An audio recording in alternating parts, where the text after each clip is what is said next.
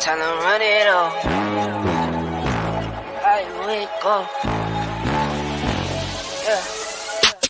I wake up, flex, thumb down now, check, no drip, just wet. Tell them run it up, no sleep, no rest. Might crash, might wreck, but first I stretch. Tell them run it up.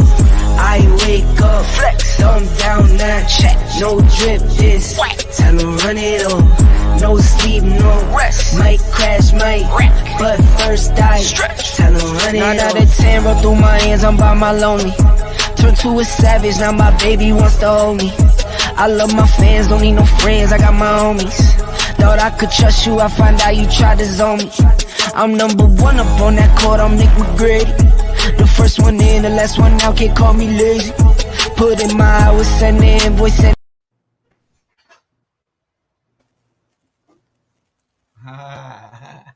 Greetings to everyone. Tonight, we're laboring under a disability. I have laryngitis, but I knew I had to come on because I want America to be safe, because it's Ebony Sports Reporters. And if you leave Coach Rob Jiggy, also known as Coach Rob DeLoach, Coach Julius Hall, and Coach Bernard Brown on the show by themselves, it is too frightening what will happen. So I'm sacrificing myself right now for the team, for America. So we have a guest here. We start off with a special guest tonight, a guest who is a coach also here. Now, I got to go back and say there are some topics we're going to be dealing with that I think are really pertinent to us as Black folks, tied to Lamar Jackson, tied to Kyler Murray, and tied to Patrick Mahomes. Because, again, we were going to deal with, but then also something hit me, and I had been wrong because I have not done something. I should have done this a while ago, and I got to go back in time. I got to go back in time to set this up. One of the things I told people in 2019, 2020, and 2021, when I spoke, I told folks, and then, because see, sometimes people think, because Coach Julius Hall, people go and say, I make stuff up, I lie about stuff, my information is like incorrect. I told people, I said that there were urban tennis teams in Savannah, Georgia. I say, when I say urban, there were Black tennis teams in Savannah, Georgia that played at Forsyth Park. Julius Hall mentioned something. He went and mentioned Bartow. And I said, I said, see, I'll throw that out there. So that's what urban tennis teams that were in the 70s, and I want to say up until the 80s, where our children playing tennis, they had teams.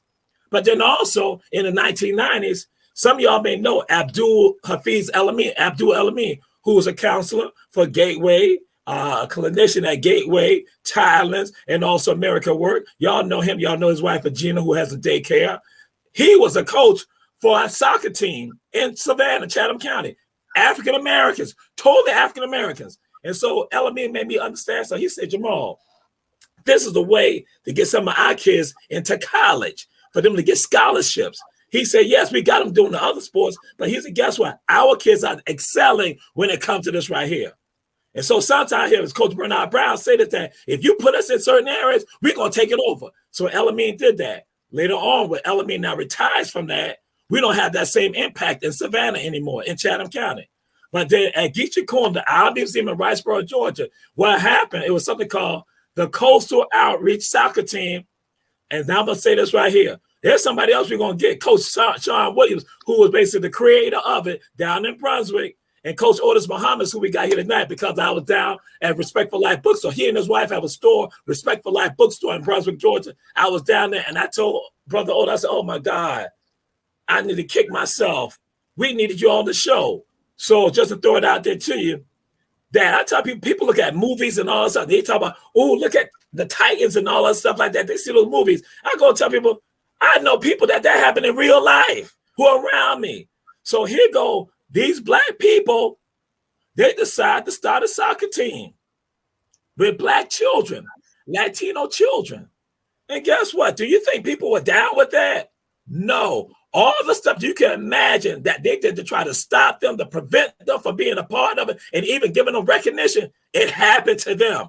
And I'm not talking about 1950s. I'm talking about 2000 teens. They even say their kids not good enough. And so, Brother Otis, it ain't you saying this. So I don't want nobody in Brunswick trying to say nothing that you're going to have. Oh, I'm going to say this, Brother Otis. When you say Oh, Brother Oz, when you got upset by the high school counselor who was happy that a black male child said he didn't like school and he was smiling, and you want to do something to him, I want to do something to him. When you told me about that, I'm like, here goes somebody stopping our children from excelling. But then now at that same place, somebody else, this ain't coming from Otis Muhammad, y'all. I don't know about in Brunswick, Glenn County say he was giving out information. That here it is, you got a coach, a soccer coach at Glenn Academy who goes and says, oh, that black boy right there, he's not good enough. So that's why now the black boy go over to Brunswick, the black boy is stellar. But not only that, that now they take the black boy and now put him on the state level. Everybody in the state like, wait a minute, who's this kid? He's from Brunswick, Georgia, from Coastal Outreach Soccer. Then not only that now you take on, say, to the southeastern region, you now have to compete with people from around other states here. They're like, yo, who's that kid? Coastal Outreach Soccer. I ain't gonna say no more because I tell folks this. I tell people 27-17, we needed this decades ago in Savannah. And imagine the number of people that we would have doing the things that we're going to see what happened now with what Coach Rob Deloach is doing and Coach Sam Carter. So that's why I'm going to say I've had this experience before 27-17 with Coastal Outreach Soccer and what they were doing. I ain't going to say no more, Coach Otis. I want you to go and talk about it because you all are putting people in college and the other things you all doing too. Go, Coach Otis Muhammad out of Brunswick, Georgia. Yeah, yes, sir. Yes, sir. Well, I want to say that we call Coastal Outreach Soccer Club, and so by saying club, we are not limited to soccer. One of the things that we understand about our children is if you get them to have respect and appreciation for themselves, when they fall in love with themselves, whatever you put them in, they will excel. The formula is not that we got to do more drills for this and more drills for that. The drill has to be done with that child. And so our soccer club was started in 2004. And we've been blessed to keep going. I just left the futsal court where the boys that we started with, who were little boys, are college students, and they're on that futsal court playing together against our younger students. Now, why would we do that? Why would we take children and put them up against guys who were good enough to earn scholarships at college and make them play and make sure that our college boys understand that you are not to have mercy on them? Because we want them to succeed one way or another. Just before I left, one of the girls that's on my team, I told her all we need is one goal against these great college athletes. And they went at it. And just before I left, she combined with my daughter and she scored that goal. Now, when I told her we need one goal, she had a look of doubt. She's looking at me like, what are you talking about? Against them? And sure enough, before it was all said and done, she succeeded. Now, we learned along the way, and this has been a hard road, folks. I'm telling you the truth. The road from the beginning, 2004 to now, has not been easy. You know, there were many, many sacrifices made by the brothers I call the Big Three, myself, Coach Sean, and Coach Neil Dawson Sr. There were many sacrifices made. And we ran up against a lot of stuff. But we persevered. We kept pushing. So Coastal Outreach Soccer Club, it is about soccer is the hook. It's a soccer-based youth development program. So while we are focused on soccer and improving their soccer skills, we also have STEM programs, robotics program, tutoring programs. We have one of the players that Jamal was referring to. I just learned before I left. There are 4 colleges. He's a sophomore, but there are 4 colleges right now who are saying we need his information. He's got a couple more years before he's able to go into college, but they're after him right now. And this had to do with us helping him bring himself out. Now, one of the things that you'll run into in the soccer arena, especially in Georgia, we learned that there are people who really, they didn't want to play us. That was true from the very beginning.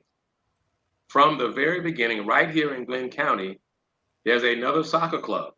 And we learned that they didn't want to play us. Eventually, they gave way. And, you know, after some time, you know, they kind of wanted us to join forces. So we had our mission, we had our focus, and we knew our focus was to go into our communities in areas where children might be deprived. And so we have Black and Latino. And while we never turn anybody away, I don't care what color they are, whoever shows up, that's who we're going to train. That's who's going to play. But over the years, our club has been primarily Black and Latino. And so the great news is that we are helping children develop a sense of pride, excitement. They enjoy themselves. They have a great time. We connect with other organizations. We have a nutrition program. The Thursday fruits and vegetables arrived just before I left. So we give bags to these houses because we want to impact their health. You're going to be a better player if you're healthier. You're also going to be a better student if you're healthier. And so we're pushing the idea of promoting good health. We're also pushing the idea of the science of athletics. How does the shift in your diet affect your body's performance? So while they are playing soccer, they're learning that their careers, we have devices that track their heart rate. We have devices that track what foot they use to pass the ball with, how many times they use their right foot versus their left foot, how many passes did they make, how many times did they lose the ball, how many shots did they take. We have devices that track all that information. And so when we give them reports and we're discussing this, we are showing them a career in statistics, analytics. See, so it is soccer, but there's so much more to it. Now, here in this neck of the woods, we have two schools, two high schools. We have Brunswick High and Glenn Academy. And I have to share this story because this was very fulfilling for us as a club. So we trained a certain style. The style we use is the one that takes advantage of what we have. Our community is creative. Our community is free flowing. We're rhythmic. And so we play in that style. It's called possession. We possess the ball, we move together, we work together in triangles to move the ball up the field and take the shot. Well, over time, this little kid that came to us in the 7th grade, he was 12 years old. We trained him. Historically in Brunswick, Georgia, in Glenn County, Glenn Academy has always had the soccer program, the power program. Brunswick High has sort of had a program. And so we have a history of Glenn Academy just beating the stuffing out of Brunswick High over and over again, year after year after year, until the players from Coastal Outreach Soccer started filtering into Brunswick High soccer team. And we got all the way to the point where that child that showed up in the 7th grade at 12 years old becomes the head coach at Brunswick High. And the first year that he is the head coach, Brunswick High beats Glenn Academy twice in that season. And so it speaks to the style of play. It speaks to us being able to create the environment, you know. And let me relate another story here to try to get my. I want you to go and say what he told you when you called him and told him you were proud of him. Tell them what he said. Well, the next day after that great victory, I text coach. His name is Enrique Power. I text him to congratulate him on guiding his team to a victory over a team that's beat their school for decades. And when he received my text, he said, "Thank you, coach. All I did was what you guys taught me." When you said that, when you said that, I told you, I said, that's 27-17. And that's when I didn't realize, I said, I had made a mistake never having you come on, because I was like, the stuff that Coach Rob Loach does at 27-17, Coach Sam Carter, the seeds that they planted, and I was like saying, this is what we got. We got to form a network right now because you're doing Yes. the same thing. I hear 27-17, the same thing, but you're doing the same thing with regards to the mentorship, all of that. So I'm going to let you go and tell your other story. Well, one year I pulled up to practice, and there were two families standing there, and they were Caucasian. It was a little bit unusual at that point, but when I got out of the car, the families approached me and said, are you Coach Otis? And I'm like, yeah, that's me. Okay, well, we have our boys here, two boys, and we want them to play high school soccer. And we believe that you guys can get them ready to play. And so we invited them. Okay, come on. Again, I said earlier, we don't stop you because of what community you came from. If you want to play with us, come on. That's fine. So we started the season. Somewhere about midway the season, I come to practice again, and one of the fathers is there waiting for me. And he says, Coach Otis, I saw some of these guys on your team. I saw them before they came to COS. They did not play like they're playing now.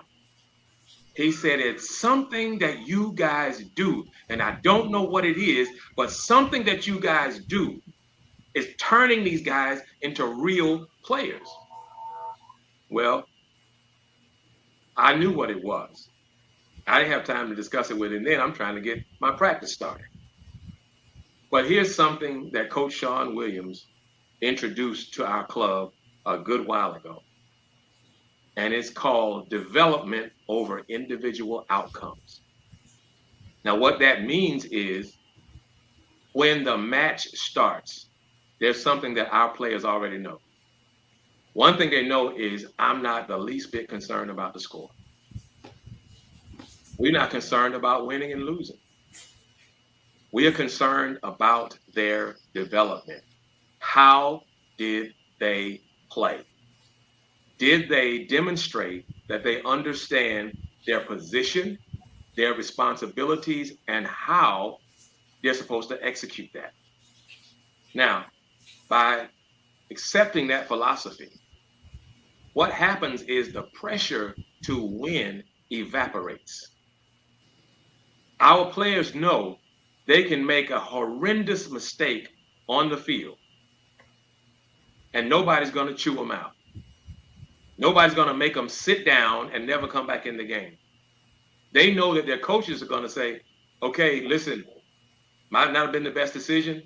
We'll do it better next time. It gives them the freedom to try things, the freedom to do stuff that they always wanted to do, but were afraid. By liberating those children, what happens is their creativity blossoms. You know, I had one player, I almost nicknamed him Show Dog. He had moves that he always wanted to do. And right in the middle of the match, he would put a move on one of their players, and it would make the crowd go, oh! And he loved that. So we cheered him on. He ended up playing at Westminster College in Pennsylvania. So our idea is their development. In soccer, you have two things. You have technical development and tactical. Technical has to do with their skills. Can they dribble? Can they shoot? Can they receive the ball? Tactical has to do with understanding when I move this way, what does it do to the defense? When I do this, what is the impact of my move this way and that way? And when we do this based on the formation that we're using, when I do this, what is this player going to do? Understanding how to make that happen. And so we have been cited for producing players who are technically sound. And that's what they want. That's what collegiate coaches want, technically sound players. And so by helping them get there, by creating an environment where it is absolutely okay to screw up. Nobody gonna crucify you. We're not gonna get in your face and yell and scream and embarrass you in front of everybody. We're just gonna have a conversation about it. What made you do that? What do you think would be a better idea? Okay, now get back out there and do it over again.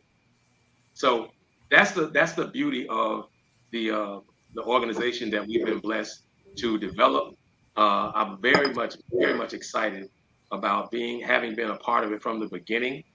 It is now 18 years of building this organization, and we've made significant progress. We've had some very special players. One of our players' mother is a native of the Bahamas, which entitled him to try out for the Bahamas national team, and he made it. So Coastal Outreach Soccer has a player who has international experience. We got a chance to watch him as he played, as the Bahamas team played against Puerto Rico and a couple of other countries. So that one example encourages our younger players. That same player that made that team, he was on the futsal court today. And he was the person that the girl I told to score 1 goal, she was playing against him. What does it do to her confidence, as good as he is, to know that she and her teammate worked together to get that goal, that 1 goal? See, these are the things that are important. Our players know that everything's okay. You don't have to worry about the beatdown. I've been a part of teams. I played little league football and high school football, and I've seen players mess up and come off the field and coach grabs them by the face mask and yells and screams and throw a few expletives, and the child goes and sits down on the bench. Well, I mean, what does that do for his self-esteem? What does it do for when he gets back out there? Terrifies him. He's now frozen. Coach, we may have some of the other coaches may want to ask you some things because we're going to still go on our other topics, but you want to stay around for the other topics, but they may want to say some things to you because Ebony Sports Reporters is going to start a camp also for football, basketball, and soccer. That's what's going to be happening in 2023. Yeah. I want to make a suggestion too. You know, when the show came on, the thing that runs that shows football, baseball, basketball, golf, tennis, track, but I didn't see soccer. What? You didn't see soccer? I didn't see soccer, man. And, you know, I'm gonna tell you the truth. I was feeling some type of way. Soccer was on there. I didn't see soccer up there. Hey, it was on there. Yeah, I mean, I didn't see it. You know, all kind of bad things started happening. You know, I'm wearing socks and they just started unraveling. Go. I didn't see the soccer up there. I saw football. I saw basketball. I saw baseball, track, tennis, and no soccer, man. You saw Tiddlywinks up there too. Tiddlywinks. I saw Tiddlywinks, horseshoes, cornhole, bowling. I saw all this stuff. Badminton, handball, all that stuff ran across the screen. Coach. But no soccer, man. Coach, you've been doing good. You know, I had to recite some scripture, you know, to help me stay together, you know, while I was rolling, man. See, Jamal, but you wanted us to act right, Jamal? I'm telling you, Coach, you've been doing good. Oh, Lord, you don't let us out the boss now. You've been doing good. I held it together as long as I could. Everything would have been all right if soccer had run across the screen. Hey, we was holding back. But Coach, you stuck up, Coach. You stuck up now. Can I just have my request granted? Just when y'all get ready to do the promo again to run the show the next time, just let us say soccer up there, please. You know, you can Google some soccer pictures or something. Yeah. Bernard is the one that cried. Right. The comment. No, I wasn't crying. I got allergies going on my throat. Hey. Bernard is the one that cries, not me. Hey, Coach. Hey, you did good, Coach. But you crossed the line in a minute now. You don't guess. So we're gonna let you go this time, but we're gonna get you next time. But I'm quite sure soccer was on there though. Okay. Well, you think it was on there? I just missed it. Yeah, I think you missed it. Soccer. I'm sure soccer's on there. Mm-hmm. Okay. I just wanted to make sure. If it's not, we'll fix that. But I'm sure soccer's on there. Coach, Okay. let me hand you something, Coach. Let me hand you something. Okay. You probably missed it. You're too kind. So, Coach, you say your daughter plays soccer and she was playing against this kid, and she asked whether how she was gonna score against these guys. How old was she then? Well, actually, this happened about 30 minutes before I got on the show. And it's my daughter and her other teammate. How old is your daughter? My daughter is 17. Oh, okay. I was kind of scared. I was saying, what this old man having babies for? All right. So my daughter's 17, and I have a son in the collegiate team, and my son's 22. All right. And so, but they know that their job is to apply pressure to those younger players and force them to do better. Right. And that's what it is. So Coach, I'm friends with the mayor, Connell Harvey. We served in the Air Force together. Has he been a supportive of the program, the process that you put together? Mayor Harvey, in the beginning, he did come. He actually came out to our field a few times in support of our children. And I know you may not be aware, but we've had an election, and we now have a new mayor, Mayor Cosby Johnson, who has also been a real supporter and pusher of what we're doing. We've been blessed to get a lot of folks to take a look at what we're doing. We're doing a lot with 25 cents, basically. Yeah, I actually went to the college when it was Brunswick Junior College down there in the mid-'80s. That's been a while. Yeah, that's been a while. I knew he was gonna bring that up because he played down there. I knew he was gonna bring that up. Well, I mean, that's part of. I mean, once you go, if you're on Al Talmud, I mean, that's all of Brunswick. So. Okay, hold on now. That's not all of Brunswick. I mean, once you go across the tracks, that's a whole nother world across the tracks. Yeah. So I got a question. Did y'all beat the team when they came and they joined on with y'all? When they started playing y'all, did y'all beat them or did they beat y'all? Well, what happened when we first went over there, I remember the very first game, and they were surprised about a number of things. And they were surprised at the skill level. They weren't surprised about the athleticism. When the final whistle blew, it was it was a tie game. And so in soccer, you settle it with penalty kicks. And that means that you put your goalie in the goal and you select 5 players. You do know we all athletes and we know how you do the penalty kick, right? Okay. Well, I run into so many people who haven't the slightest clue about. They don't have the slightest clue about soccer. They don't even know we have positions. But what ended up happening is I had a very talented athletic goalie.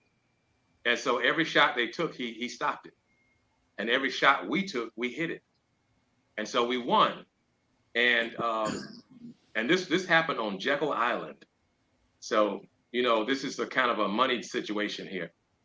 And after when we won, I gathered my team in the middle of the field and we did our little chant.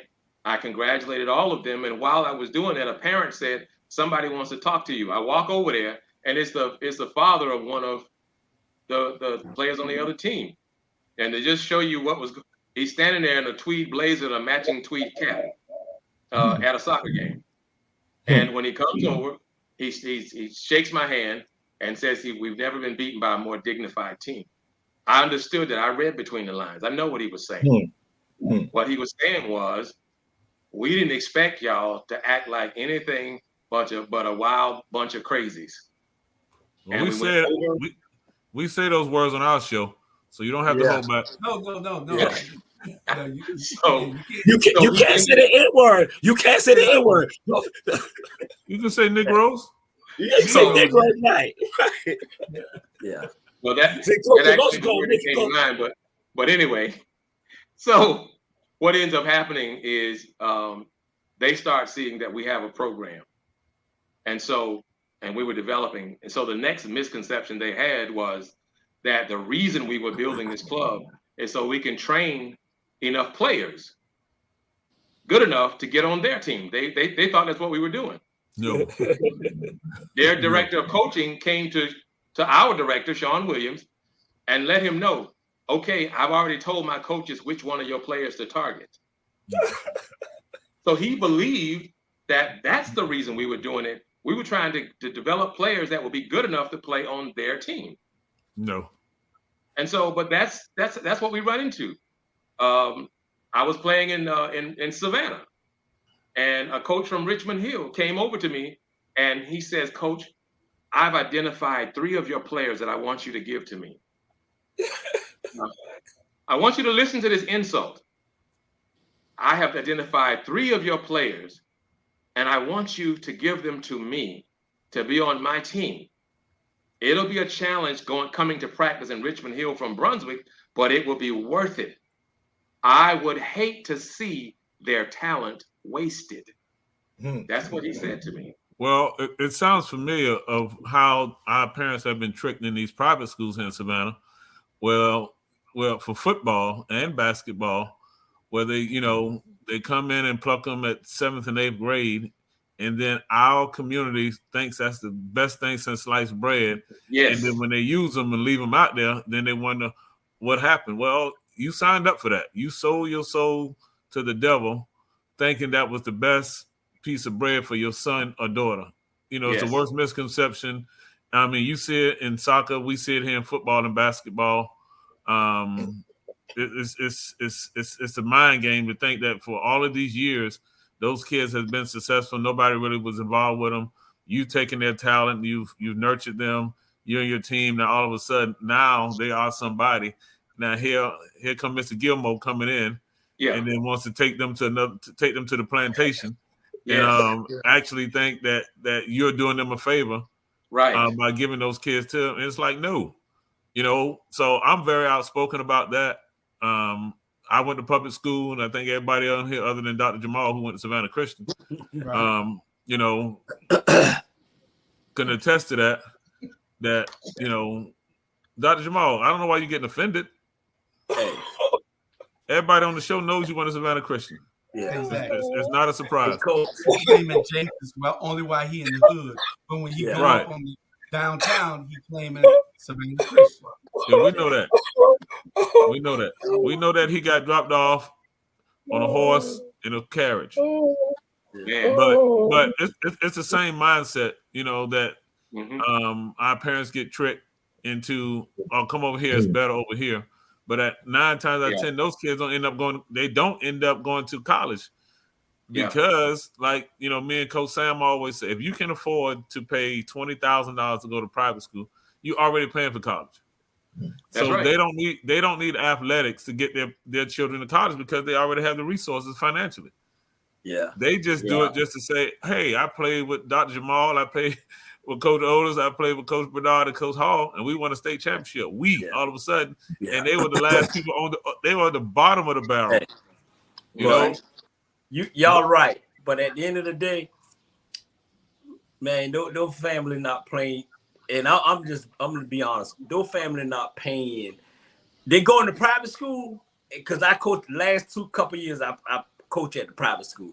They go into private school, but we getting them because of their athletic ability, talent. Yes. They're not paying. Trust me when they're not paying but Bernard, what I'm saying is some of them not paying. What I'm saying is the 1 or 2 athletes that are not paying draws 20 or 30 can't play, and they're taking out loans for their kids to go to a school based on their kid is not that talented. They only want the kids that can play. But if we can get somebody to supplement those 3 that pay for free, and we can get 20 to pay, then we win.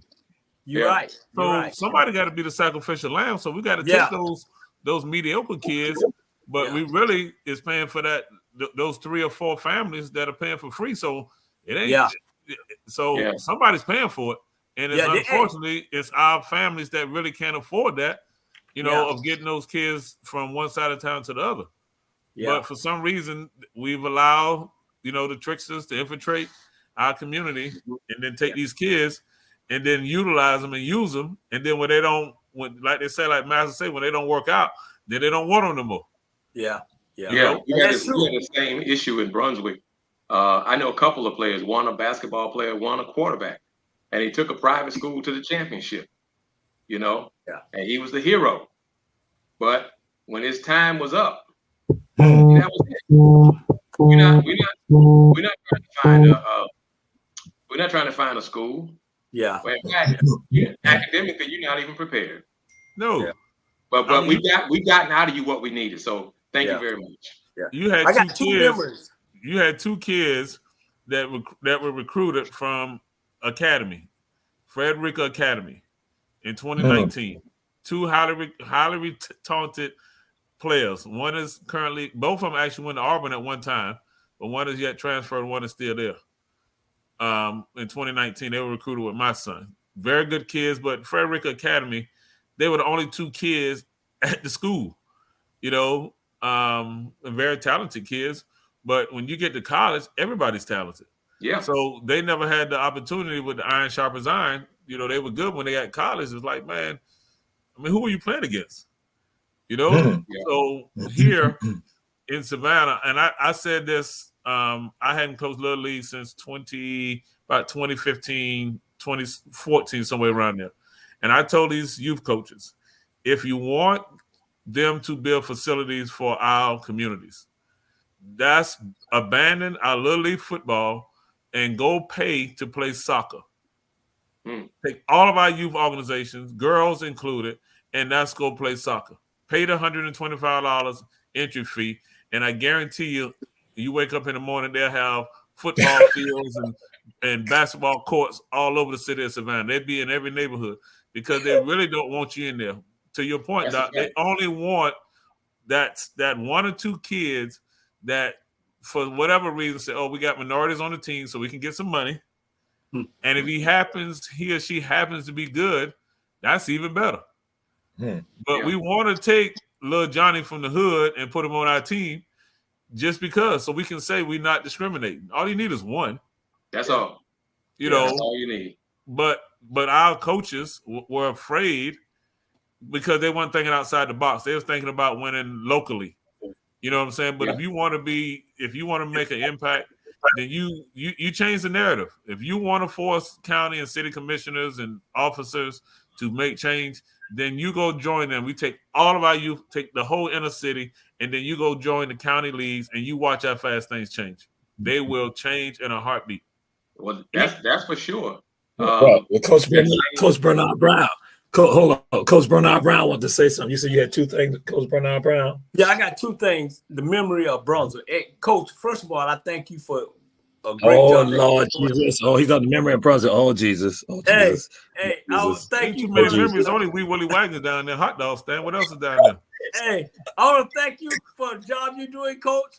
And the first thing that us as black men, I know me, the first thing that I did, whatever sports I played was soccer at Maya Middle School, and I left because there was too much running in it. And after that, that was it. But I got two memories in Brunswick. Okay. One, in 1980, Tulsa High School went down there and played Brunswick. They had every local police escort us in there, and they call us the N-word, and they said if we lose, we will not leave Brunswick. We had the greatest running back ever out of Georgia was Lamar Owens. We went in there, we took care of business, and they escorted us. This is the truth. They escorted us probably about, I ain't never seen so many police cars in my life. I was scared, and it was for us, and they escorted us out of there. I don't know what was going on. They escorted us out of there. The second year, 1981, we came to play for the championship, and y'all had quarterback Quincy Lewis. And Jules, you may remember this, and I took it personal. So we was on the 1 yard line, right? We got a fumble. We was on the 1 yard line. Coach Turner, bless your heart, bless your soul. he decided to change quarterback on the 1 yard line. Wow. He changed quarterback on the 1 yard line. Bless his soul. He passed away too. And he fumbled the ball. And they beat us. And ever since then, hey, I had a grudge ever since then. That been our first our first championship that we would have won. How you gonna make a change in quarterback on the 1 yard line? Yeah, but he lost the nerve. I ain't got nothing bad memory from Brunswick, and I love y'all. And I just want to tell those 2 stories. Now you were at Tompkins. Tompkins High School, the Wolverines, best high school in Savannah. And y'all played against Brunswick High. We playing against Brunswick High. Yep. Okay. Well, I attended Glenn Academy, which is not the better school for people from our community. So why you on this show? So why you on this show? I thought you was. No, I'm just joking. I attended Glenn Academy. Hey, Glenn Academy, not even the son. We dragged them every year we played them. We dragged them. So I'm sorry, we dragged them. Hey, well, you must have been in there after I left. When you left? 81. Oh no, you was there. We had 81, and we beat y'all every time. Every time, Drew. You was there. So you from Bernard? You from Tompkins? Tompkins High School. Yep. And Julius. Ain't but one high school in Savannah. Ain't but one high school. That's Beach High School. Beach High High School. So we played Groves. Yep. And that was a no deal for them. Yeah. And who else was Johnson? Adam Smashes. Yep. I went to Johnson and we beat y'all then. I went in 1979, 78. We beat y'all then. Y'all had some beautiful women though. Y'all had some beautiful women, but we cut that butt. Coach, hey, yeah. Jamal, I think some of your buddies on the show having memory issues. They're having memory issues because I remember us beating down Johnson. We didn't go to Johnson. So Johnson, Groves, and you probably beat Windsor Fires. You probably beat Windsor Fires. Yeah, we know you beat Jenkins. Yeah. Listen. No. So it was so Groves, Windsor Forest, Johnson, Jenkins. Was it Jenkins? Don't talk, not Jenkins. No, not Jenkins. And you know what? I think it was Jenkins. Yep. When I was on the JV playing tailback, and our season ended, and they let me play on the varsity, and we were doing so good, the coach threw me in there. That's about right. If you played against Jenkins. Yeah, that's about right. Listen. I got all the way. I ran the ball all the way down to the 2 yard line, so it was 1st and goal. And guess what the coach did? Took you out. Took me out. See, hey, that's the same thing. The coaches might have been friends. Hey. Took me out and put in this other player, white dude, who was my backup on JV. That's why he took you out, white dude. And he walked into the end zone from the 2 yard line. That's how y'all definitely was playing Jenkins. No, that was Beach. That was Beach. That was Jenkins. No, I think that was Jenkins. Yeah, you're right. Your memory serves you well. See, okay. I'm gonna say this to America. He's got corrupted. That's why I was trying to stop that. Coach Otis Muhammad, he not got corrupted by Coach Bernard Brown, Coach Robert DeLoach, Coach Julian. He not got corrupted. I'm saying it again. The truth. Oh my God. But listen to the great ending of the story. The next day, I grabbed the Brunswick News to see if they mentioned how far I ran down the field. Not only did they mention that, they gave me credit for the touchdown too in the newspaper. So poetic justice. Yeah. Against Beach High School. Against the blue and the gold. Blue and gold. That didn't happen. I don't think it was Beach, man. Exactly. Yeah, it was Jenkins, and what they did was the reason why they took you out and put the white boy in, because they know Jamal was playing on that end, and he could have ran over Jamal and let him in there. That's what happened. and you probably had 300 yards that game. Yeah, because he was walking around with his jersey tucked in. Hey, he don't know who had a belt with his towels. Oh man, y'all done brought back some good memories. Yeah, definitely. You know, I remember when I played, and I'm a little younger than you guys, but the Fisher guys were pretty tough coming out of Glen Academy. Randy Fisher and Pie Fisher, yes sir. Yeah, those Fisher boys out of Glen Academy, they was something to reckon with. Yeah, but it was hard to beat them in Glen Academy. I played at Beach, but when they came to Savannah, we had to let them know, man. You know, it's different down here when you come playing these brick walls. Yeah, but they were some great athletes. I think Randy went on to play at Georgia. Did y'all have 13 players in between the brick walls? That's all you need. Where did Blasingame play at? Statesboro or Brunswick? Who? He played Bradwell. Dominic Blasingame. He played at Bradwell. Yeah. Now we my junior year we played Bradwell playoff game, and this was the first round, and there was like a minute some seconds left, and Bradwell was up by 3. You know, our star quarterback dropped back and hit this very fast receiver, Curry Atkinson, across the middle. Curry turned on the jets, burned it down the field, outran everybody, 70-yard touchdown. And the referee in the end zone threw a flag. Guess what the call was? Celebration. Holding. Yeah. That sounds about right. Yeah, that sounds about right. This is the referee who's down the field in the end zone with the touchdown. He throws the flag, holding, and he's calling on a lineman. Yeah, that's the trickery. Yeah. Hey, you got to get the Bradwell, man. They had some bad boys playing for Bradwell too. And you know what? Sports today is not like sports like we came up in. No. You know what I'm saying? It's a whole new different breed. You know. Yes, sir. Trust me.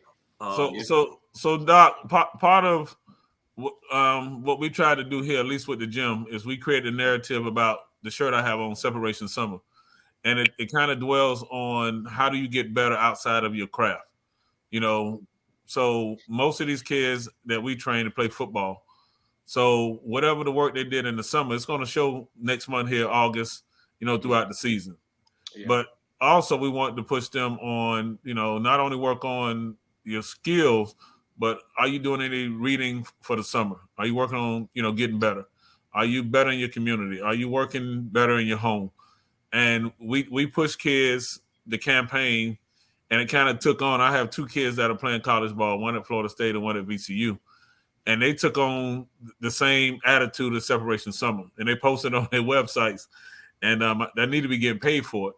But it's just a narrative, you know, that, you know, we want to push them to get better. And for me and Coach, you know, we had to get better over the summer as well and, you know, turn up our game. So we're going to push this campaign every summer where we encourage kids and parents and coaches to get better at their craft.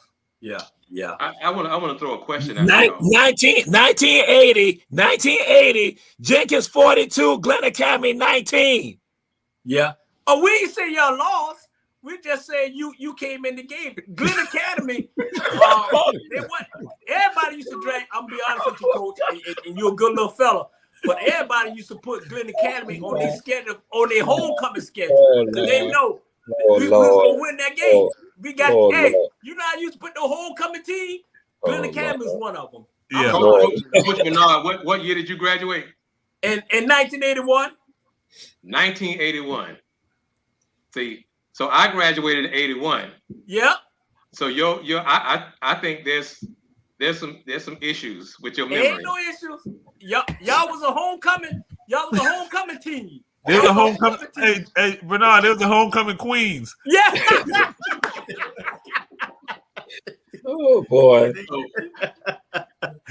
1980 would have been your junior year. Right. And that's the year we had the number 1 ranked defense in the state of Georgia. Y'all did? Yes. Yes. And we went to the playoffs. Yeah. Hey. We lost one game that season. Yeah. We lost one game that season. Y'all probably didn't play us that year. Y'all ain't played us that year. I know we did. We did. Dr. Jamal. Y'all ain't played us that year. Dr. Jamal, you got the phone. Pull up the stats, Dr. Jamal. You got the analyticals. All I know is we went to Brunswick. and they had all those policemen. I thought we was gonna all the police escorted, and they didn't escort us out of Glen Academy. They escorted us out of Brunswick. But you know they also did that Wayne County and down in Jessup. That's what they do too. Effingham, Statesboro, you name it. Yeah, it was crazy back there, man. Sound like y'all got police escorts every city y'all went in. We did. Yeah. Maybe it wasn't the city y'all was going in, it's the people that was going in. But hell, no, that was not it. It was the cities we were going in. That's what it was. Trust me. I got to stand and represent right now, though I ain't down with Tompkins like that. But again, that's what we had to deal with. So but now since we all here, since Coach, you still on here with us? I not got to throw it out there because again, we got this topic. Kyler Murray required to do 4 hours a week with regards to studying. Then you got an anonymous defensive coordinator saying Patrick Mahomes does play street ball, and then also you have folks come at Lamar Jackson. Yeah, what is that about? Hey, I was waiting on this here, and I'm gonna say this here. You know what? First of all, if it was a Brady, you wouldn't have never heard of that. It was Aaron Rodgers, you wouldn't have heard. I am so tired of these white folks always trying to just tear us down because we taking over. It's more black quarterbacks in the NFL than there ever was at the end of the day. And then you putting out there that this guy don't study. That's a reflection on y'all. That means he ain't got to study and still be all pro. What they tell you? And y'all paid him. Y'all paid him. And Jackson, he running y'all all over the place. He ain't got to throw down the field. He doing his job, and y'all it's always about paying these guys at the end of the day. Stop, man. Trust me. The NFL is a lioness. That's why I don't like the commissioner. I think he's a punk. I think they need to change the commissioner. And at the end of the day, that's just my opinion, man. Leave these boys alone. If they bringing all that money to your field, shut up. And the only reason why they're doing this because they don't want to play these black boys. They don't want to play them. And what they fail to realize is that it's entertainment, Bernard. And when you talk about street ball, who was the greatest street ball player in the history of the NFL? Anybody can answer that? Michael Vick. Michael Vick. I'm about to say Michael Vick. Yeah. Michael Vick. They love Michael Vick. Who didn't want to see the greatest show on earth? Yeah. They never won anything. Vick. Never won anything. Yeah. But listen. Back up. Glen Academy? No. Okay. I don't remember the years that Fran Tarkenton played, but when he did all his running around and scrambling and being creative and out of the just throwing the ball any kind of way, they talked about his craftiness, his shiftiness, his cleverness. He's a slippery quarterback. They didn't call it street ball then. Yeah. Manziel. Yeah. What we got to understand, is they will always look for ways to maintain control. Yeah. So you got all these great quarterbacks, these great black quarterbacks. And so we're going to make a stand. This is the standard over here. Yeah. And so you're not matching up to the standard. They throw Russell Wilson in there too. He runs around too much. He's not a stand in the pocket quarterback. Yeah. Who cares? He gets the ball down the field. He scores. The team wins. The crowd comes to see, and the organization makes millions upon millions of dollars. Yeah. Yeah. Think about it. As sorry as the Cleveland Browns have been. Yeah. Losing, but they still exist. Why? Because in all that losing, they still making money. Yeah. Yeah. See? So you can't sit here and start talking about, they're not a traditional quarterback and they don't do this and they don't do that. That's a bunch of foolishness. Yeah. That's just a way to try to hold on to the standard while black quarterbacks are coming in here and changing and recreating the standard all day long. Yeah. That's about it now. But Rob DeLoach. The other part of that is not only the quarterback position, but the offensive lineman. Yeah. at one point they talked about the Hogs. The Hogs wasn't black. The Hogs were a big bunch of white boys. White boys, yeah. But now we got, and you can see this in college football, and this started happening probably 5-6 years ago. The University of Georgia whole offensive line is black. Yeah. And y'all got a kid from Brunswick that plays on the offensive line at University of Georgia. Yes, sir. And in the 80s, you would have never heard about a black guy playing offensive line at any of these PWI institutions. Never. Yeah. But now that has transitioned to the NFL. And, I mean, hell, there's nothing really left for them but the quarterback. So they have to try to downgrade it to protect what they call is the leadership position on the field. Yeah. Right. And you're right. And you know what kills me, Jules, and everybody on here? Coach Bernard Brown, Coach Julius Hall had to say something. Then we'll come up to you. All right. I want to tell Jamal you got till 9:32. But did y'all? I have a life. Did you hear Deion say the other day? They asked Deion whether he was getting ready to get his team ready to play Alabama. Deion said, "You crazy? I'm not sacrificing my boys. I got to get my boys right on that front five first. I got to beef up my front five." He said, "That's where it's at. I'm talking about the skill positions with the defensive backs and the quarterbacks, the running backs and the cornerbacks." He said, "I got to get that front five on defense and offense right first. Yeah. Then I'll be ready to play them." He said, "Give me a year." Yeah, I know it. He right. He right, Jules. He right. Unless he's going to get players that play at Alabama, he's going to get his ass kicked. Yeah. But you need some big boys because it's the offensive line. You can't protect the quarterback and open holes, you can't win. If you can't get big enough players to penetrate on defense, then you can't win. Yeah, they got all day to pick you apart. So Deion is knows exactly what he's talking about. He's great coach. And Deion Sanders and Ebony Sports Reporter is the only true black organization that's putting it out there. And we keeping it real. You go to ESPN would never say what we saying. They will be fired. They will be fired. Period. So y'all keep on tuning in to Ebony Sports Report. We're gonna keep it real at the end of the day. Go ahead, Jamal. I just want to throw that out there. Well, and the interesting thing about this is that there's been anonymous defensive coordinators who've been saying that.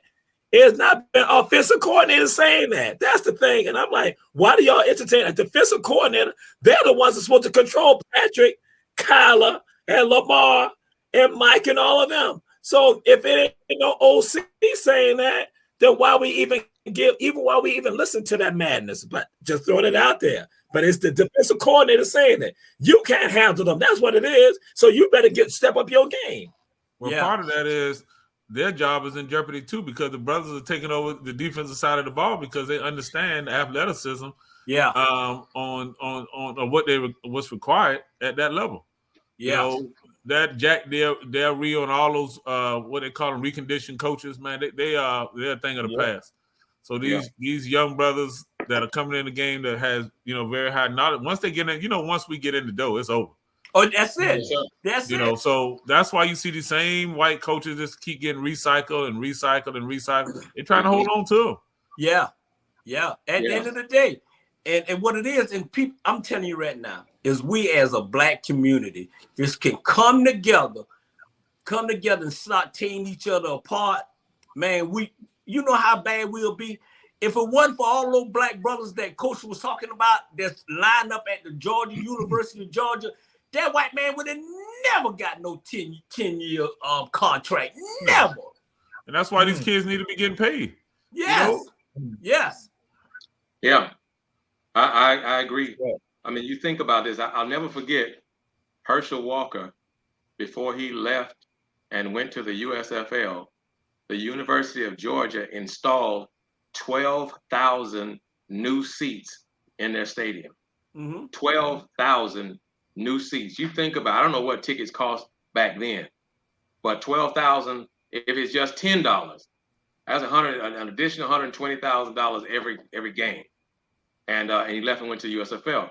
Back then, that told me the impact of black players on these colleges, because you would spend the money to install 12,000 new seats in that stadium. Yeah. So, I mean, you're making a ton of money for the college. Science buildings are being built behind this running back. Yeah. You know, all kind of I other would stuff. say this. I went to the University of Alabama to a football game. They played Tennessee. This is about 3 years ago.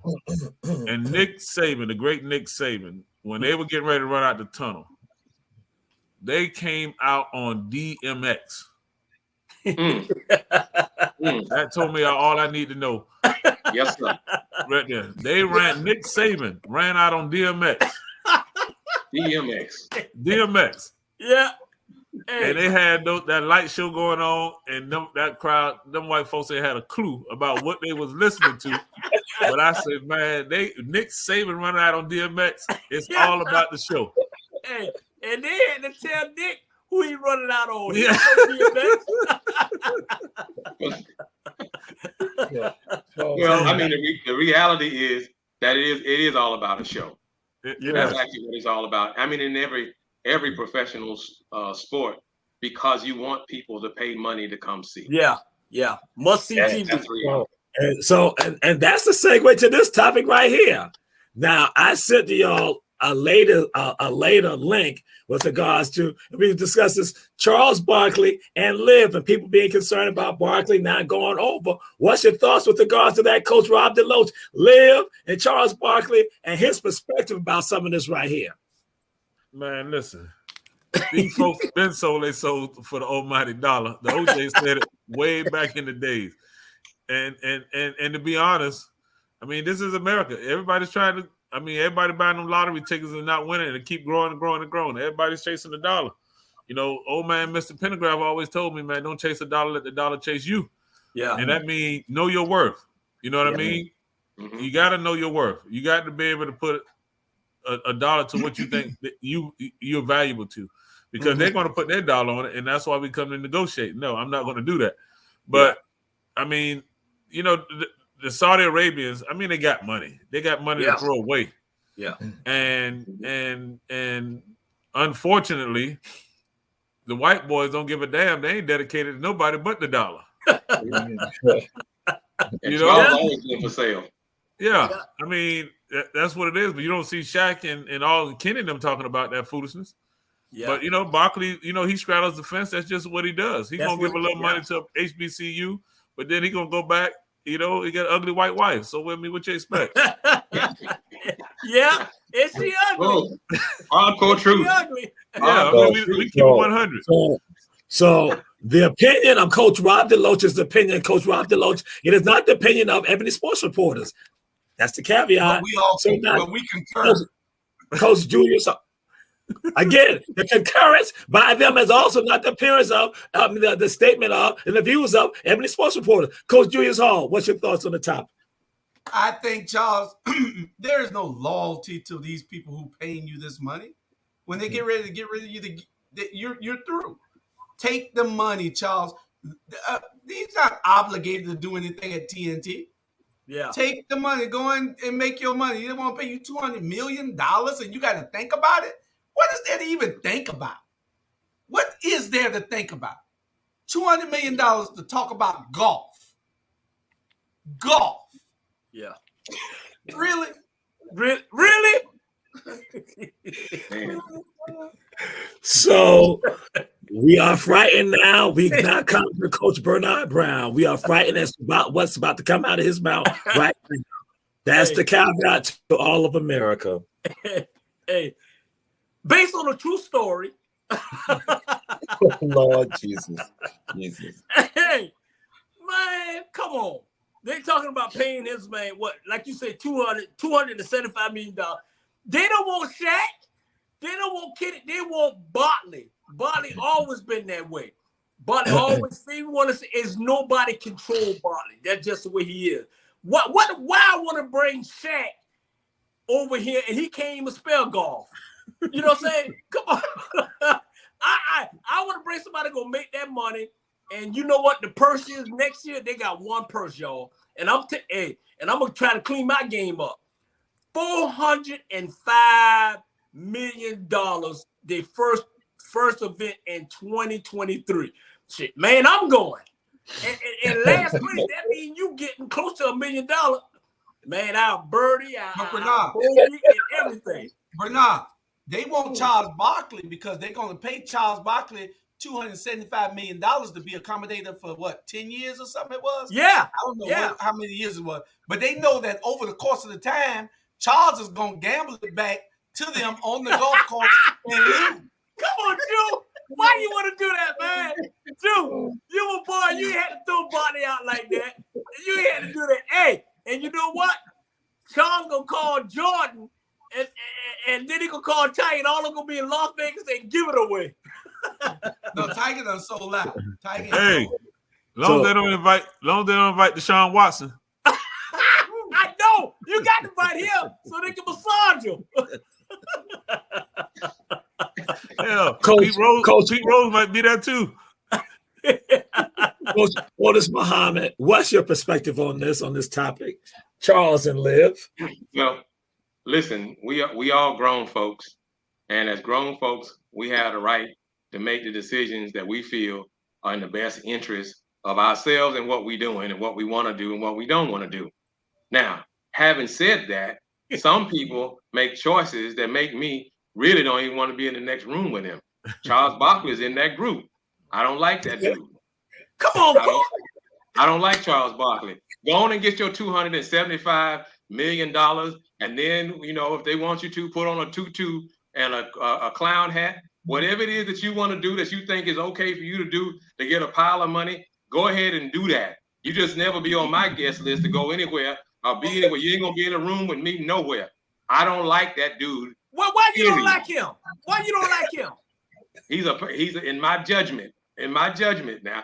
See, okay. Jamal, I was nice about an hour ago, but they pulling it out of me now. Because that's how it is. I told you they will corrupt you. I told you that. I told you I tried to be the same one. Okay, go ahead. I think he's a sold out dude of low character, and I can't stand somebody who is I can't say that. A UT who is sold out to the dollar. Anything for $1. What that coach? That's all y'all Negroes. All y'all do that. Y'all ain't just not. That's all them Negroes. You got Michael Jordan, you got Tiger Woods, you got Van Johnson, you got all of them. Trust me. You got all of them. So don't just say Charles Barkley. You got all of them. You got somebody in your city locally. But that's on their small percentage. We'll put Barkley on the same platform as your Supreme Court Justice Clarence Thomas. Clarence Thomas. That's correct. Yeah, right. That's nobody true. likes Coach. We agree with you. I don't like Charles Barkley. Right. I don't. He don't give back nothing. Shaq, I love Shaq. Shaq does what he's supposed to do. Shaq has invested his money and did what he's supposed to do, and Shaq gives back. Charles Barkley, he gonna take the money because he needs the money. And well, I guess that'll be a segue to this topic right here. Don't give back.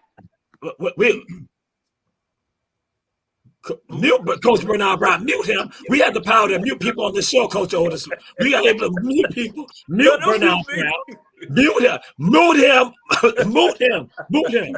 So we'll go on to this right here. Coach Julius Hall, since you threw it out there, that topic. Shaq now paid $6,000 for this young man who has a size 18 feet and with regards to the shoes for him. What's your thoughts with regards to your views on that, Coach Julius Hall? You gave some views with regards to that.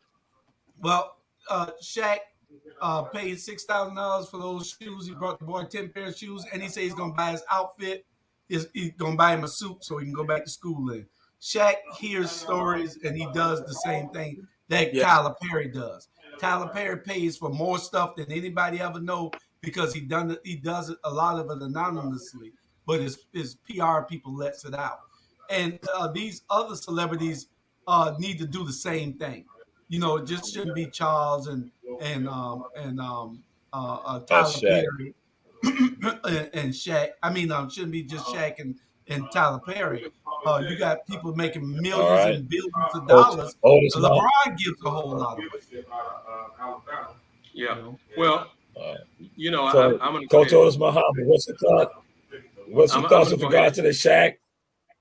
Well, I mean, if you're doing something for somebody for a good cause, you know, I'm gonna pat you on the back. You know, everybody, you know, you got a whole lot of folks with a lot of money who's, you know, really about self, and that's about it. That ain't necessarily the case. Bernard Brown. Man, what you said? Bernard Brown. Continue, Coach Otis. Bernard Brown's one of them. Go ahead. So, and just let me just throw this in there because I want to give him props. One of the ways that Coastal Outreach Soccer has made it this far is that we have a superstar from Brunswick who thought it not robbery to support improvements in his own hometown. That man is Darius Slay, has been a consistent supporter of Coastal Outreach Soccer and has done many of things that didn't get out, but because we worked with him, we know what he did. And we told a few people, but it didn't land in the paper. It wasn't on social media, but we just knew that he did something to help a bunch of people, a whole bunch of people. And so we got lots of folk who are doing well. Darius is in his third season with the Philadelphia Eagles and doing very well. He's a good, strong supporter, believes in supporting his community and stuff. So again, you got people like that all over the place. And so I'm just, anytime somebody's willing to help, you know, thumbs up for me. All right. Awesome. All right. Coach Bernard Brown, what's your thoughts with regards to Shaq and the young man? We talking about Shaq and the young man and the shoes, Coach Bernard Brown, the goodness of Shaq. Yeah. Hey, let me say this. I don't appreciate you talking nonsense about me in front of my face. You know what I'm saying? You can do it behind my back. I don't appreciate that. But okay. Hey, Shaq is a good dude. Like Shaq's son, he's go to this private school we was talking about. Shaq's son go to this private school up in Atlanta. And then Shaq gonna do basketball camp August the 20th in Swanee Sports Academy. So Shaq do give back, and I appreciate Shaq for doing what he's doing. And I hope that family really appreciate him, what he do. And to be honest, Shaq is a good guy, man. Shaq give. Shaq is a billionaire now. If a lot of people be like Shaq, LeBron, and all that, you know, it'll be a better place. So I ain't gonna say nothing bad about that, but I don't appreciate Jamal trying to throw me on the bus on Ebony Sports Supporter. But I love you, Jamal, and Jules, you know I do.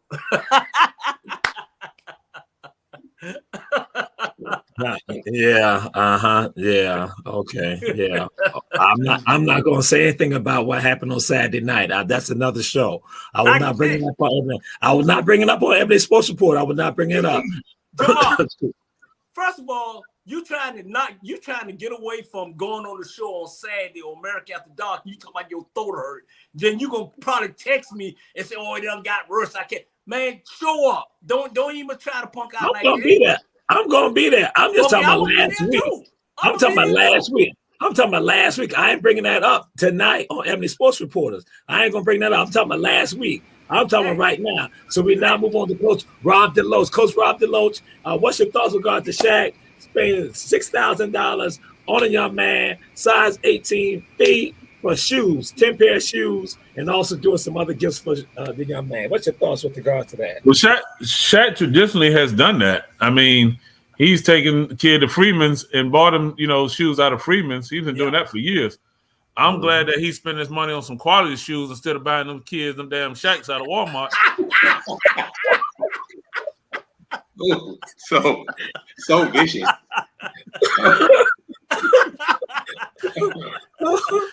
You imagine the kid going to school on the first day with them Shaqs on? Man, please.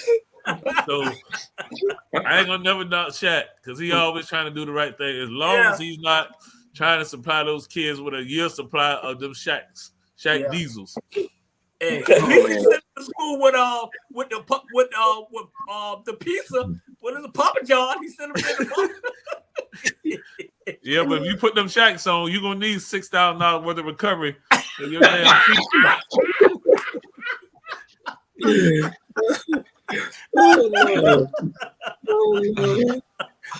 Yeah, that can be rough. Back in my day, it was cat head that you got beat up for. Yes, sir. Yes, sir. You cannot go with the skinny leg jeans and the big old shacks, the big old head on them shoes. No sweatpants are gonna cover those. So and so Coach Bernard Brown is laughing, and Shaq is sponsoring a basketball camp at Swanee Sports Academy. Hey, he's not bringing the shoes. He's not bringing the shoes. He supplied us with Papa John pizza. He ain't bringing the shoes.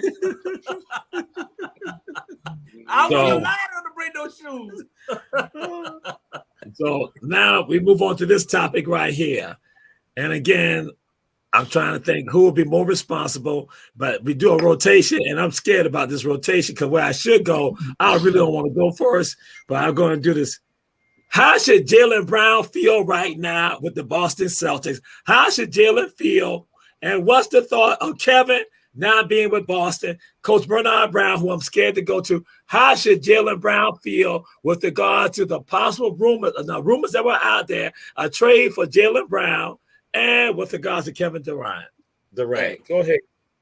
What's you know what? Thought? Hey, Jaylen should feel good. Jaylen a bad boy. Hey, Boston never did appreciate this guy. You know what I'm saying? This guy, he's a bad boy. Trust me. And I still don't like him because he beat us for that championship. But Jaylen is a good guy. I think he'll fit well in New Jersey. Let me tell you about, man, Kevin Durant, man, go away. I am so tired of him, and y'all know that too. I'm tired of him. I'm tired of what the other boy name? Kyrie. I'm tired of them. They need to go away. Boston making a big mistake. Why you worrying about let's do it now when you got Jaylen, 22, 23, the future? You can get more championship out of them. That's the dumbest trade in American history if that happened. To America, to Kevin Durant, and to Kyrie Irving, we love y'all. We love you all. The opinion of Coach Bernard Brown is solely his opinion. We are that Kyrie, you are our brother, so we down with you.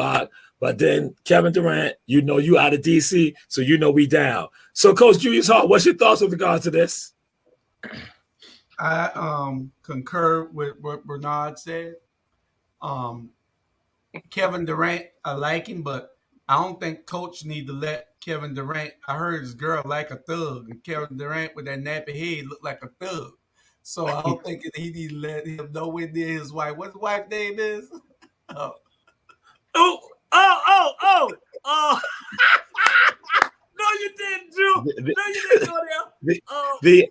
The opinions, Coach Julius Hall, are solely his opinions. Not the opinions of Ebony Sports Reporters. Kevin, again, we love you. We just keeping it real. You know, and Kevin, I don't think that Boston has a nice team that they should not let anything break up. Why would you bring Kevin Durant? I like Kevin Durant. I don't know why you would want to think that Kevin Durant is the player to bring in there. Kevin Durant does one thing that I don't like. He's a great shooter, great player, but he does not have the hustle on the offensive side of the ball. He's just looking for the ball. Yeah. You know, he's no LeBron. You know, he's not looking to get everybody in the game. Kevin Durant is a one-on-one type player. Yeah. Yeah. He don't have no heart. No heart. Oh, Coach Otis Muhammad, what's your thoughts with regards to this Jaylen Brown from the Atlanta area? Bernard Brown still has trauma based on him. And so there are rumors with regards to Boston trading him for Kevin Durant. So what's your thoughts with regards to that? How should Jaylen feel? Well, now, just being straight up, you know, my head around this time is so buried in soccer that I haven't kept up with what's going on with Boston. I will request though that folk, you know, leave my Muslim brother Kyrie Irving alone. I'm gonna request that. Man. I'm gonna request that y'all leave my brother alone. Yeah.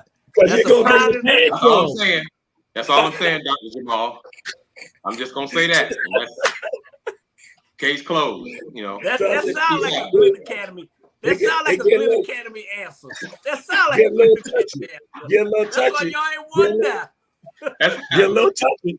And so Coach Rob DeLoach, we are not talking about Email Joker's wife or anything like that. We are just merely talking about Kevin and Jaylen Brown, a possible trade, Jersey and Boston. Well, first of all, there's not a barber in Boston that's going to let Kevin Durant sit in the chair, for one.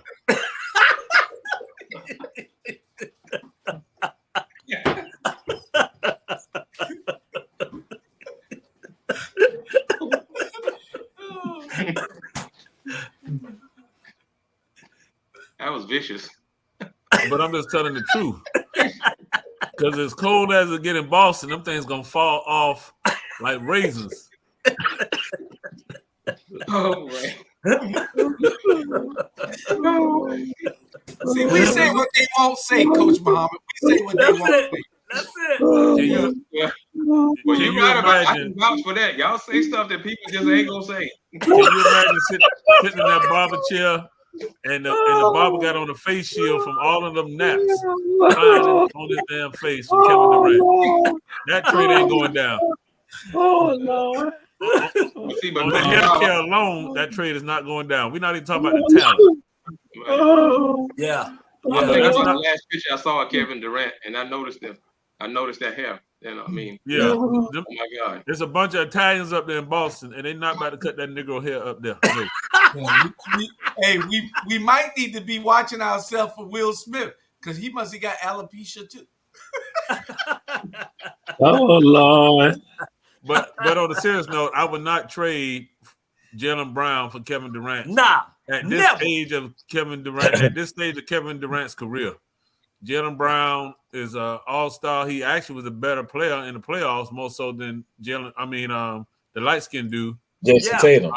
Jason Tatum. No, the light-skinned dude. I had it right the first time. Can I interject a question? Yes, sir. The question is, who is the bigger ticket draw, Kevin Durant or Jaylen Brown? Oh, Kevin Durant by far. There you go. Hey, you can draw tickets, but tickets can't, just because those fans stand in the stadium, they ain't bringing no championship. I don't care how many people he bring in the stand to look at his nappy head. He ain't winning no championship. But that nappy head. So what's the trade? You want championships or a few more $1 million? I want championships. Which one the owners want? See, that's just like Glen Academy. Y'all want to play playoff, or y'all just want to, you know what? I ain't gonna get with you, coach. this is what that Glen Academy student does. This is called critical thinking. We gotta sidestep the traditional thing and understand this is not about winning, losing a championship. This is about an organization making a pile of money. And so Kevin Durant and all of his knots up there gonna bring more people working out money. That's gonna be a few more $1 million than Jaylen.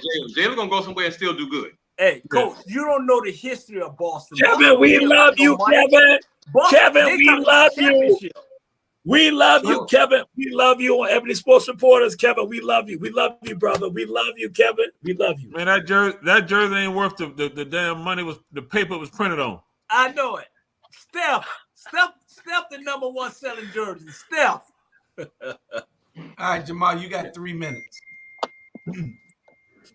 Yeah, and we'll move to the very last subject matter. And that's with regards to the World Championships, with regards to, again, the relay race. And then Chelsea McLaughlin brought it on in. What's your thoughts with regards to that? Can I take that one Coach first? Julius Hall. Coach Julius Hall. We got 3 minutes on it, so we ain't got a lot of time. Give your thoughts on that, Coach. Run, Chelsea, run. Sydney. I watch it over and over Sydney. I was going to say, Sydney. Yeah. Strides down that field. That uniform is a little tight and it stretches. Bernard Brown, what's your thoughts with regard to Chelsea? Somebody else, but Sydney McLaughlin, she brought it on in. Yeah. But you know what? It's a team. I looked at all those girls. All those girls did a great job. Even the little white girl. I think she white, but she fast too. That's a good team. Hey, the world's record, that's the fastest ever on American soil. All 4 of those girls was bad. All 4. And it looked good too, man. Good Lord. Okay.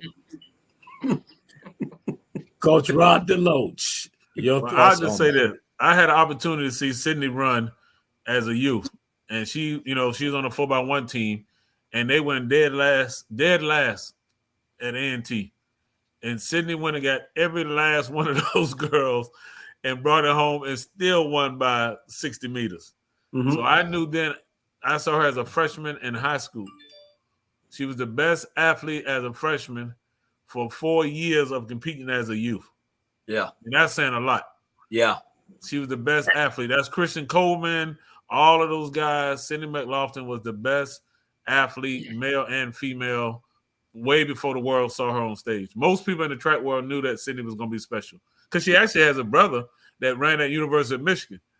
And they never talked about her brother, but they talked about her as a phenom. And I mean, and the thing about it, Cindy could long jump. You know, Cindy could run the 1, the 2, the 4, the 400-meter hurdles. It's nothing that young lady could not do. So I'm not surprised. She has a great personality, as you can see. She will be the new face of women's track and field now that Allison Felix has moved on. And if you know, they don't take the traditional African-American dark-skinned women for track and field. So stay tuned, and we look forward to the great things for them. Coach Otis Muhammad, give you the last view on this. You don't have a lot of time because Coach Julius Hall already said 3 minutes, and they've already taken out most of the 3 minutes. What's your thoughts with regard to that? I'm just going to say I have a high appreciation for people who master their craft, and I love watching that. That's all I got to say about that. And because in term, that means that you love them outfits that they be wearing. Okay, we heard it. I see how people just put stuff in your mouth. I was thinking about that. Yeah, they never go with the ones. I meant to say run Chelsea, run Chelsea. Run. I might say Sydney, but I meant to say. They do need to improve those outfits, though. Less is best. They ain't got to run naked. That's right. Less is best. Please say they don't have to run naked. Less is winning. To all of America, this has been Ebony Sports Reporters. Again, we thank Coach Otis Muhammad, Coach Bernard Brown, Coach Julia Hall, Coach Rob DeLoach. We will see you next week. Kevin, we down with you, brother. We down with you. We down. We don't care what they say. Ebony Sports Reporters. In the Get a comb that jersey. Comb that jersey. Get a haircut. Coach Rob and Bernard, I'm voting that we bring Coach Otis Muhammad back. Yes. Yeah, you got to come back. Hey. Run, Otis, run. Run, Otis, run. I'll be happy to come back when I'm available. That's okay, whenever you're available. All right. Good night. Have a good night. All right. Y'all be good. All right. Like that.